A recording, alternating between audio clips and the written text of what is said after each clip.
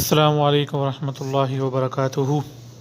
بسم اللہ الحمدللہ والصلاۃ والسلام علی اشرف الانبیاء والمرسلین نبینا محمد وعلی آلہ وصحبہ اجمعین ومن تبعہم بإحسان الی یوم الدین، اما بعد۔ باب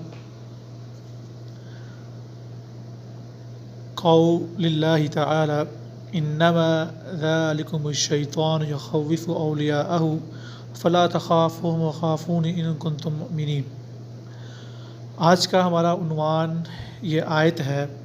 اس آیت کریمہ میں اللہ رب العزت نے شیطان کے بارے میں بیان کیا ہے کہ وہ جو شیطان ہے وہ اہل ایمان کو خوف میں ڈالتا ہے۔ اس آیت سے پہلے اللہ رب العزت نے جنگ کا حال بیان کیا، وہ جنگ جو نبی کریم صلی اللہ علیہ وسلم کے زمانے میں ہوئی تھی مسلمانوں اور کافروں کے درمیان۔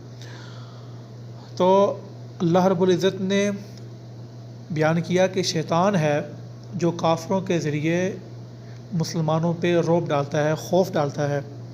فلا تخافوہم، پس ان کافروں سے مت ڈرو، وخافون ان کنتم مؤمنین، پس مجھ سے ڈرو اگر تم اہل ایمان میں سے ہو۔ تو اس آیت سے یہ بات ثابت ہوتی ہے کہ شیطان کافروں کے ذریعے، اپنی چالوں کے ذریعے، شیاطین جو ہے اپنے حربوں کے ذریعے مسلمانوں کو، اہل ایمان کو خوف میں ڈالتے ہیں۔ تو خوف سے بچنا ہے، کسی سے بھی خوف نہیں کرنا سوائے اللہ کے۔ تو جس کام پہ اللہ کا حکم آ جائے، جس جگہ پہ، جس معاملے میں اللہ کے نبی صلی اللہ علیہ وسلم کا حکم آ جائے، وہاں پہ ان کو سب سے مقدم ہم نے رکھنا ہے۔